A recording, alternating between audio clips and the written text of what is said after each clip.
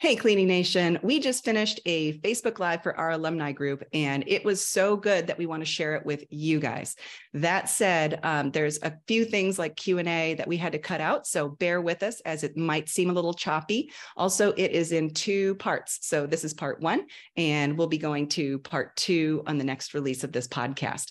In addition to that, Mike has mentioned our Clean Profit Live that's happening in April of 2023. So if you're listening to this after April 14th, 2023, we're so sorry you missed it. If you're listening to that before April 14th and you are interested in joining us here in Scottsdale live and in person for 3 days implementing the Clean Profit program into your system, go to growmycleaningcompany.com/live for more details. So without further ado, here's the podcast.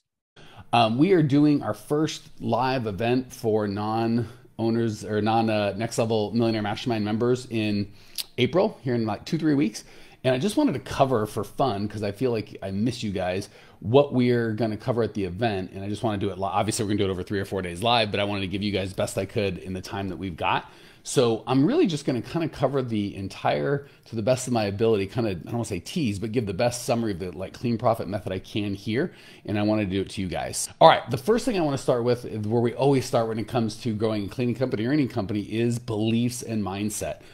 So when it comes to mindset, we always got to start with you. Even if I told you and magically could say, here's exactly what to do and exactly when to do it, but your beliefs weren't aligned in that you believed you couldn't do it, or it wouldn't work, or your market was different, or you were dumb or special, or whatever.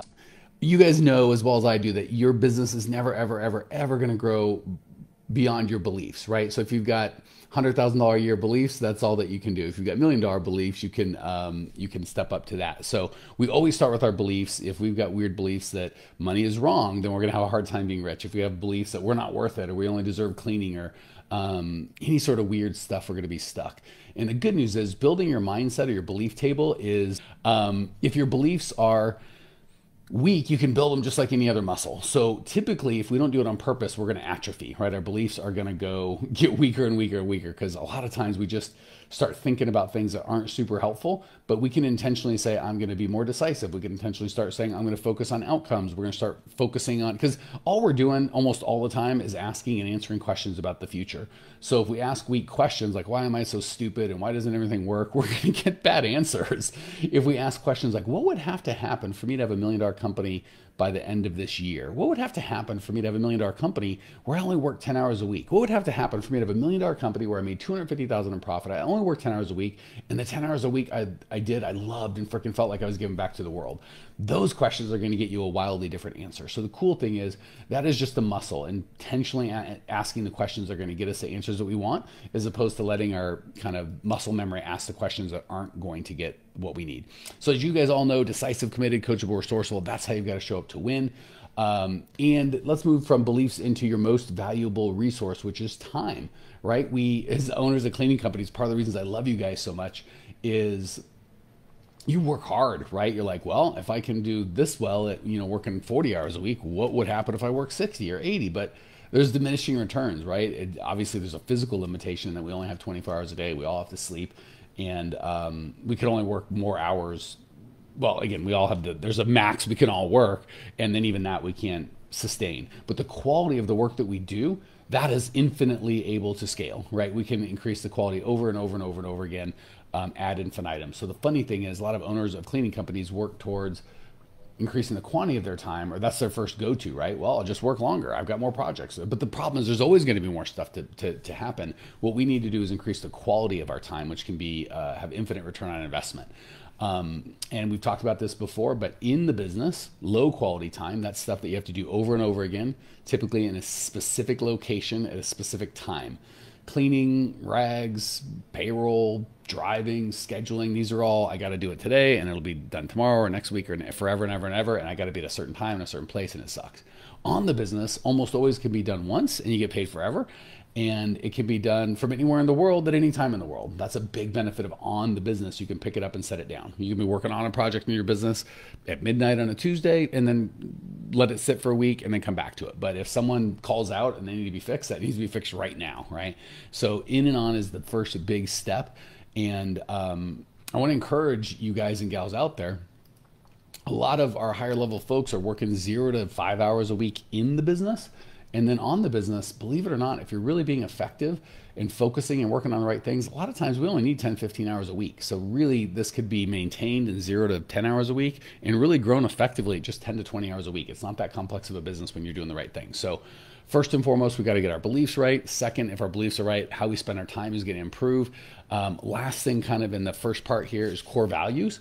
You guys know as well as I do, everyone kind of hyper focuses on employee handbooks and telling people what to do and blah, blah, blah, blah, blah. But you guys know as well as I do, you can have an employee sign an employee handbook in blood, but they're not going to memorize the whole thing. They're not going to whip it out when something happens and be like, boom, boom, section 5, do this. And, you know, they're going to do what their wiring tells them to do. And those wiring are their deep beliefs about life, right? So the core values are really big. If me and Dallas have a core value of have fun, and things go wrong, I'm not going to be like, Dallas, you have fun in this situation, dude. You better do, you know, like he's just going to show up that way, right? So I get to encourage and grow and support him in this shared belief that we have. I don't have to kind of beat him into submission. And I couldn't, Dallas big dude, I couldn't beat him into submission if I tried. So the beautiful thing about core value sharing is if we don't share core values, I might, maybe, doubtfully, but maybe I could get you to do what I want as long as I'm right here watching you and with a stick or a carrot. But as soon as me and my carrot, my stick leave, you're going to go back to default to doing what you normally do. So the beautiful thing about core values is if our core values align, you're going to make the big decisions the same way I would, whether we have an employee handbook or whether I'm watching you or not. So the core values are really important. Remember, guys, gals, and a lot of this is remembering, but especially for the alumni, you're in our kind of like our universe and you get it and you're feeling it, and then you graduate and go back to like bad behavior. So I know if some of this is reminder, it's okay. It's important stuff to be reminded. So remember, you discover your core values, you don't decide on them, right? A lot of people are like, well, I want my employees to be detail oriented, or I want them to work hard, or I want them to show up this way or that way. But the reality is, and it's okay to have aspirational values, like I want them to be that way, but what we really want is your actual core values of who you are, right? For us, have fun, make money, be real, help out is fantastic, because I can come on live like this and I'd be like, oh, Mike, come on, pretend that you're fun and pretend that you really want to help these people. Like I could just show up how I am. And that, I'm sure, turns off people, aren't into that, which is great because we're just not going to be a good fit. But those of you guys who know me are like, Mike's real, like it or not. So perfect example of displaying and discovering your core values, not trying to fake your core values, which will wear you out. And people are smart. They'll know you right off the bat. So really important that you do that. Sum up for step 1 before we go on to step 2. Mindset, your beliefs are going to limit or unlimit your business. Time is the most valuable resource, and you trying to do more stuff with more work ain't going to work, but trying to improve the quality of your time can. And you're going to make your decisions on who you hire, who you accept as a client, how you show up, and how you make decisions based on your core values, and you won't go wrong. All right, so that's kind of the big, fun, foundational stuff. We move right into kind of and by the way, we're going to go over all this stuff together with just 12 people at the live event. Number 2, we've got to know your numbers, right? The probably most heartbreaking thing I hear is, oh, my accountant handles that. My accountant handles that. In answer to the question of what was your revenue last month, like really simple things that is not your accountant's problem, purview, or whatever. Their job is just to crunch the data. Your job is to know what it is and make sense of it, right? Our accountants don't do that. Nor does our CPA. Our CPA just handles our tax. So you, not your accountant, need to know your core numbers: revenue, cost of goods sold, expense, profit. Easy peasy. That's it. Revenue, cost of goods sold, expenses, profit. And you want to review those at least monthly when things are going well, and weekly when things are going poorly. I won't even get into the difference between cost of goods sold and overhead, because I think you guys know that.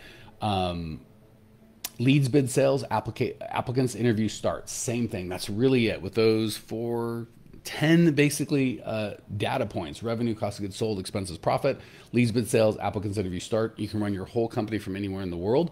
And all of you guys are alumni. So just so you guys know, we upgraded some of the tracking we do. We now have it all together in one Rockstar Results tracker. And as alumni, you have access to that. And if you don't have access and want it, let Lindsay know. She'll get you hooked up. Okay. And all that can be tracked and should be tracked on one single spreadsheet that you check weekly when things are not going great, and monthly when things are awesome. And remember, guys, gals, for those of you like, I don't have my books, or I've been trying, or I don't know how to do QuickBooks, it's really just 4 things: creating and paying invoices, and creating and paying bills, or actually creating invoices and receiving money against them, and creating and paying bills. That's it. It's super simple. And if you're like, what about payroll? Payroll is just creating and paying a bill. It's just a big, hairy, scary bill, but it's still just a bill. I remember, guys, we should be paying twice a month, not weekly, not every other week, twice a month, 24 times a year. So your P&L is clean. So you're always making your payroll in the right month. All right. So next is proper payment policy. For all of you guys there, you're in one of three categories. One is I'm still cleaning, in which case the only thing you need to focus on is getting out of cleaning. Two, you're out of cleaning, but you're under 20% net profit, in which case the only thing we want to work on is getting you over 20% net profit. And three, I'm out of cleaning, I'm over 20% net profit. Now we can scale, right? So even if you're doing $1 million and you're out of cleaning, but your profit's 7%, the only thing you should be working on is getting that profit up to at least 20. A lot of our higher level people have 20, 25, even 30% net profit. So really important, we get out of cleaning first, we get our net profit to 20%. Once those two magic flips have been switches have been flipped, it is time to, now we can scale, right? But don't try and scale before. So proper payment policy is so important, because if our cost of goods sold are wacky, it is really hard to scale. There's like very few things that are going to get in your way as quickly as having high cost of goods sold, low profit. And for mostly commercial, we don't want to just be profitable on paper. We need to be profitable in the bank account, which means getting paid in advance, right? Anytime you're fast growth, when you have cash negative, i.e. net 30 terms, growth is a cash suck, because you're going to put up more every time you get a new contract. It costs more and more money. You don't get paid for later. But if you're getting paid in advance, you actually get paid. It's a cash positive thing. And all the other benefits of eliminating bad debt, not putting you in opposition with your customer, having to beg for your own money, and all the stress and emotional headache with that. So not only do we want to make sure we're profitable, 50% cost of goods sold, you want to make sure you're getting paid in advance.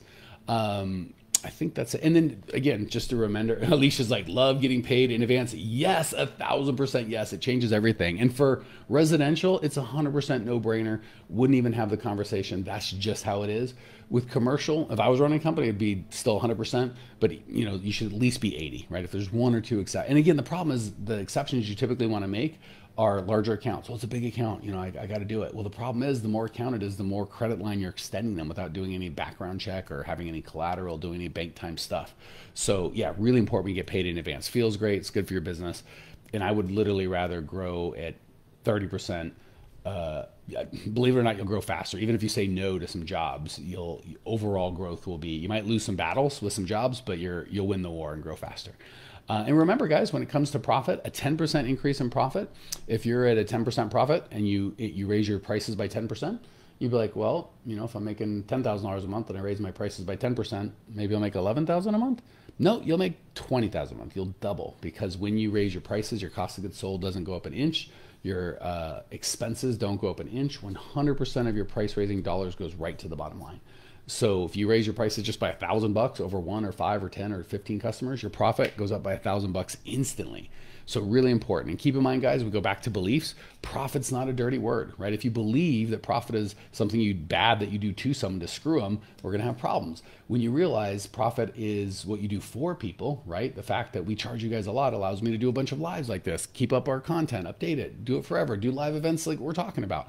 All sorts of cool stuff happens when you charge enough profit. And by the way, you get better clients. You guys are amazing. The fact that some of you graduated years ago and I still remember you and care about you, because you're good clients, right? If everyone charged a nickel, we'd have 1,000 people in the group, or tens of thousands of people that wouldn't be doing anything, and it wouldn't be there. So profit is the magic for everything. You get better clients who get a better experience because you can give them a better experience. Because they pay more, they get a better experience. You can enjoy them more, you care more. So many good things come from profit. All right. That said, once you've got that stuff done, the last piece in the foundation is picking your people. I'm trying to think of like the biggest things that'll put you out of business, and top 3, maybe top 1 is who you pick as your clients, right? If you get crappy clients and you want to build a premier business, it's almost impossible. Your business, just like it cannot grow any faster than your mindset, it certainly can't grow any faster than the quality of your clients. You got garbage clients, you're gonna have a garbage business. You have great clients, you're gonna have a great business. And part of the reason we've done so well is for you guys. We are really selective about who we pick, and we pick amazing people. And again, years later, I miss you guys, and I do stupid things like I'm gonna rent a mansion and live with you all for 3 days. Like if I had crappy clients, there's no universe I could do that, but I'm so looking forward to spending time with you guys. So really important that you pick your people. When it comes to cleaning, one of the biggest magic, Alicia's like, just fired one yesterday. Doesn't that feel good when you have all the, confidence that you know how to, that A, you know what you're worth, B, you know how to get new clients. It's so easy and actually empowering to either raise prices or fire people or both and get paid in advance. All right, so when it comes to the people, first and foremost, the biggest misconception we have is the more people I accept, the wider I open my arms, the faster I'll grow. Couldn't be further from the truth. The fewer clients you accept, the more you can grow. You can charge more when you're a specialist for, go to your regular doctor at a Minute Clinic. He's probably making, I don't know, maybe he charges $100 or $60 copay or something. He's probably making $123,000. Now, when he refers you to like, the guy up, it's like, well, you should see a pediatrician about that. Now it's going to cost double. And then you go to a brain specialist is the best in the world. Well, he's going to be 10x, right? So the fewer clients, and he's like, I'm 3 months booked out. I can only take a certain client who's perfect, and price is never even on the table. So make sure that we get really clear on who we want. And same thing, you might lose a battle like, oh, I can't say no to this customer. I say no to that customer. But if you can't hit your goals based on the type of customer you have, it's the wrong customer, right? Even if this one says yes, and will throw money at you. One of the hardest things when you're new is to say no to money. People wave at money, go, you're not my client. It's not who I want. So the quality of your client's important. You're like, well, how do I know the quality of your appointment? Recurring, and they've got to have pain, right? We're not looking for, I'm just trying to get a better bid. Here's what I'm paying now. Can you beat it? Not a good customer. You're looking for someone that's like, I really have a real pain that you and your company can solve at a high level, right? Obviously the ability to pay, enough of them, recurring revenue. But the big thing is recurring revenue and pain. And when I say recurring revenue, the same money for the same job. So, move in, move outs can be recurring. You can get a property manager. It's like, I'll give you all of them. And maybe some weeks months you get 5, some weeks you get 50. Really hard to scale. You never know what you're going to get. Can't get paid in advance. When I say recurring revenue, I mean you do the exact same work for the exact same money every month. That's recurring. All right. Once you pick your people, it's really important you know what pain you're solving, right? We want to do a lot of generic, crappy stuff, like talk about us, right? And how good we are at cleaning. But that's not really who you want. You want to really understand their pain at a deep level. For you guys, if I was like, hey, I'll give you money for the live event, as much as I'd love hanging out with you guys and we're going to be in a mansion and we're going to go out to dinner and it's going to be a blast. You guys don't care. I mean, that's fun and that's icing on the top, but you're like, can it grow my business? Am I going to save time? Am I going to save money? Am I going to be a better person? That's all that you guys care about. So if I was like, well, let me tell you how smart I am and let me tell you how great I am and let me talk about me and the mansion, you don't care, right? So same with your clients. They don't care how good you are at cleaning, or how much you know, or how any of that stuff. They really don't even care about if you have good reviews or not. The only time they care if you have good reviews is it helps their belief that you can help solve their problem. So make everything about them and their problem, not about you. And if you don't understand their problem at a really deep level, you can't make it about them. And don't fall for the superficial, I just want, the less dust. They do a bad job. They forget stuff. Superficial. You need the deep end stuff of, how do you feel? How does it affect your life? Who else's life does it affect? What if this doesn't get solved? What is that going to cost you? How's your life going to be materially worse? These are the questions that'll get you really good pain. And the way to get it is ask them, right? Ask them. And the cool thing is the way to ask them is a perfect prospect pain conversation. And the only two things about that, they got to be a perfect prospect. So don't do the people you're comfortable with. Do the people have perfect prospect conversations with perfect prospects. People are like, if I had a dozen of these, my life would be great, right? That's who you want. And you got to make sure you have a real conversation, not just superficial. And the cool thing is sometimes when you're not even trying to sell anything, you just have that conversation, ask your clients what really bothers them and who they are and what's going on in their life. And you really get to know them at a deep level. A lot of times they'll be like, well, why can't you give me a bid? Could you just do it? It's shocking how many times you go in just to really understand their pain. You're just trying to help. And you end up walking out with the client, as opposed to when you go in trying to sell them something. Oftentimes you don't walk out with a client. So make sure that A, you know who your client is, B, you know what their pain is, and you know that by asking them. And then all of your communication should be about them and their pain, not you and your company, because they don't care. Well, here we are, the end of the podcast, and you made it. Great job. I've got a little bonus for you for sticking through with me. But like I mentioned before, if you got value out of this podcast and you want to show a little love, subscribe, rate, and review on iTunes, Spotify, wherever the heck you're listening to this thing. Share with a friend, share the love. And as a special thank you for those of you that stuck with me to the end, how about I give you my personal phone number so we can text? It's a great way for me to get to know you, your business, your goals personally. So shoot me a text now, 602-932-6431. That's 602-932-6431. I am the only one who responds to these texts, and I will personally respond to everyone I possibly can as long as this number is manned. Don't know how long we're going to keep this at the end of the podcast, so grab it now. 602-932-6431. Give me a text, say hey, can't wait to meet you.